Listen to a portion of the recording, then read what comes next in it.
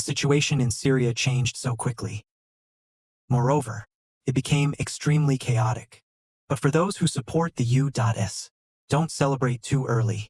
They do not fully understand the complex situation in Syria. Currently, the ones in control in Syria are not the terrorist groups supported by the U.S. It's another group entirely. Today, the U.S. deployed strategic B-52 bombers to strike 75 ISIS targets. Why did they do that? Because the U.S. and ISIS failed in their negotiations. Now, both sides are competing for territory.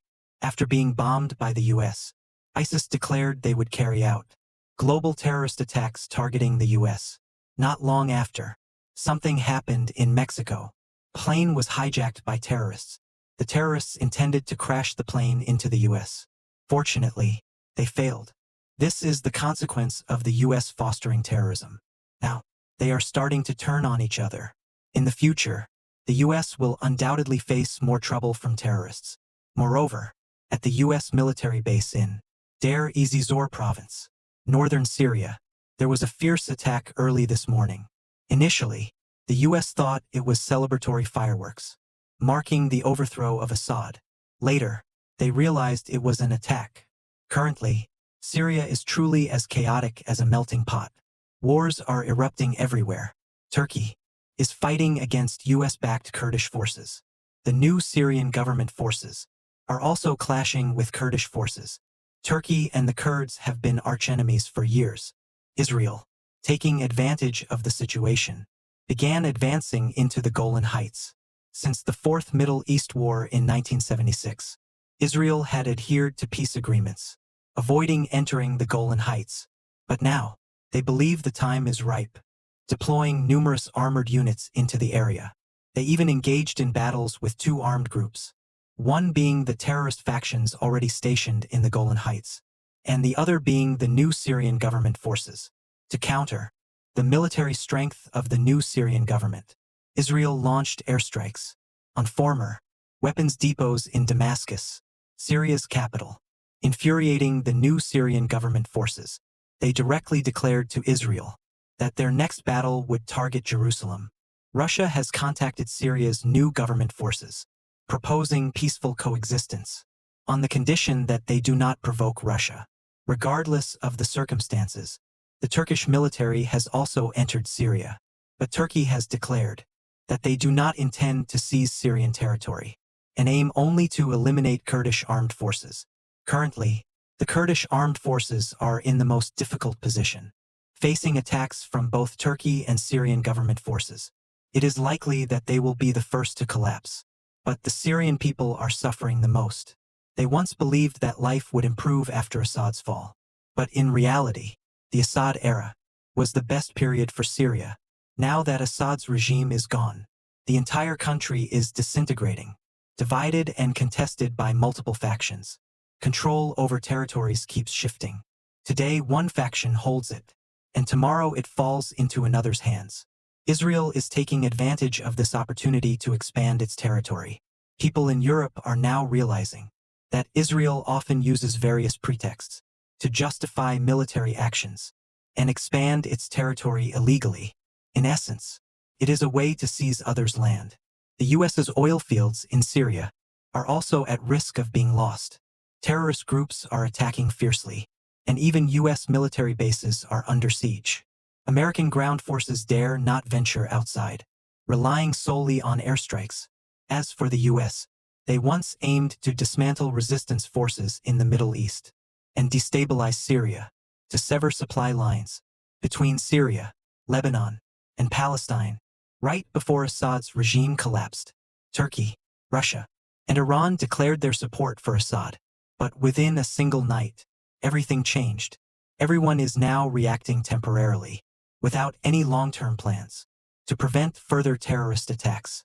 The U.S. has announced plans to redefine 16 armed groups in Syria. These armed groups were previously recognized worldwide as terrorist organizations. Even the United Nations and Western countries, including the U.S., acknowledged this. But now, the U.S. wants to remove them from the blacklist. The U.S. claims they are no longer terrorists, but regular armed forces. However, This tactic seems ineffective. Previously, the US also tried this approach with the Houthi forces. The US hoped the Houthis would cease attacking them. But the Houthis ignored the US entirely. As a result, the attacks continued as usual. During the Syrian civil war from 2011 to 2015, the Eastern Bloc helped Assad defeat terrorist groups and maintain his regime. But this time, the internal situation in Syria is not an actual war. The Syrian Prime Minister has colluded with external forces, making deals with terrorist groups. He did not allow the Syrian army to resist, even disbanding them on the spot. In a situation where Syrians refuse to resist, who can save them? Many people fail to realize that the confrontation between nations is a long-term process, not something concluded in a single moment. The fall of Assad's regime today does not mean the Eastern Bloc has lost. This is merely one phase. The ultimate winner or loser remains undecided. The strength of the Eastern Bloc still lingers around Syria. Once the terrorist groups finish fighting each other, the Eastern Bloc will step in to clean up. Eventually, Syria will return to Eastern Bloc control. Now, let's discuss the situation between Iran and Israel. In the short term, Iran cannot confront Israel. This is because, in this Syrian conflict, the US and Israel have successfully disrupted the Eastern Bloc and severed the connections among resistance forces. They have achieved their tactical objectives in this regard.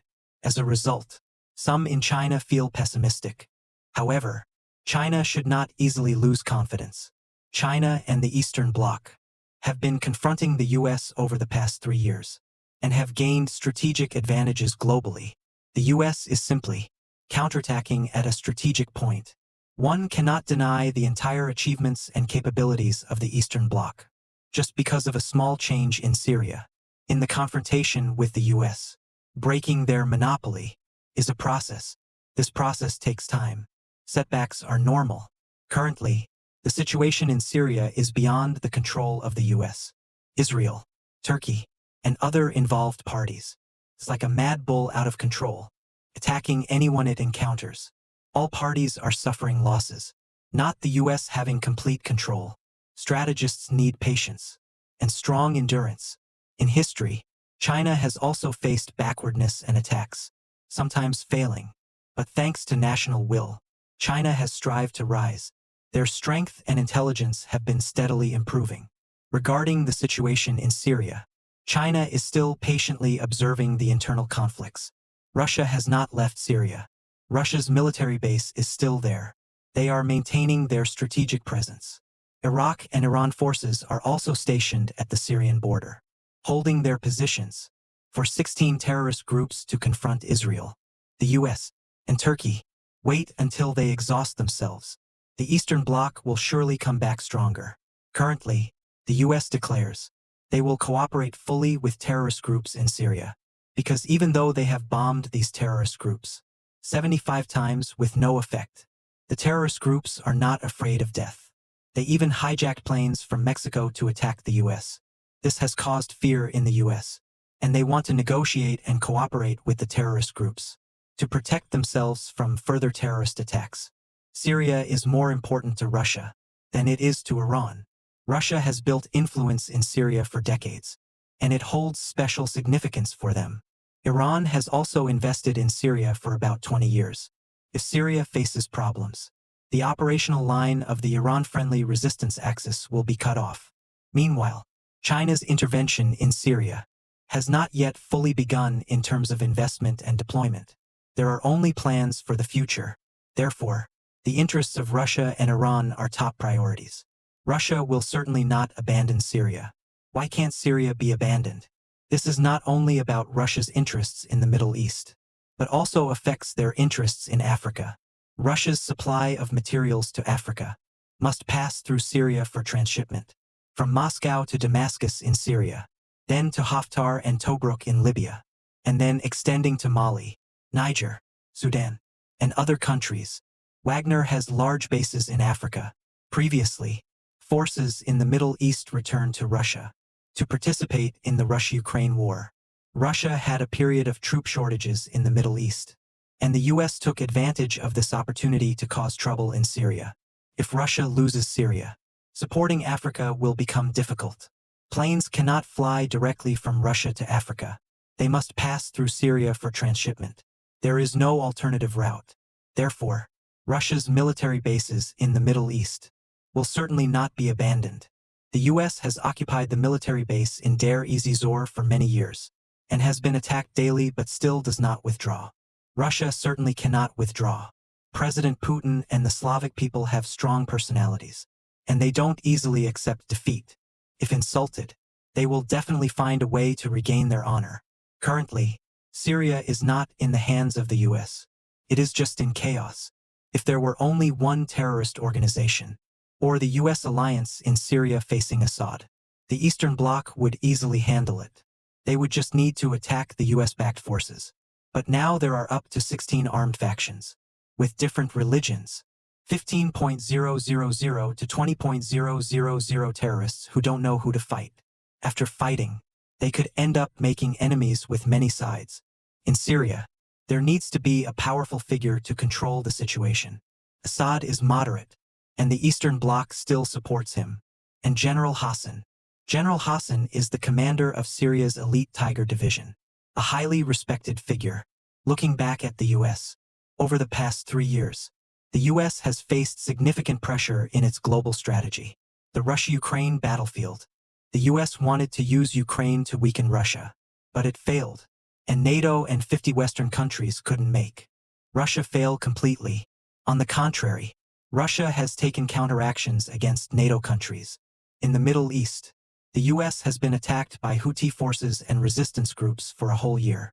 They have lost many fighter jets, drones, and even aircraft carriers. In the Asia-Pacific region, the US has been pushed back from the first island chain. In Iraq, US military bases have been attacked and occupied. US bases in Syria have also been continuously attacked, but they dare not speak out. In Africa, the US was pushed out of Niger by the Eastern Bloc. In Latin America, in Venezuela, Brazil, Cuba, and Peru, US influence has also been weakened by the Eastern Bloc. The US's geopolitical strategic points are gradually shrinking. In Romania and Georgia, pro-Russian forces are also growing stronger. The past 3 years have been a tough period for the US, but if their national spirit and will were so easily destroyed, they would have collapsed long ago. So, we don't need to be too pessimistic. Let's wait and see how the situation unfolds.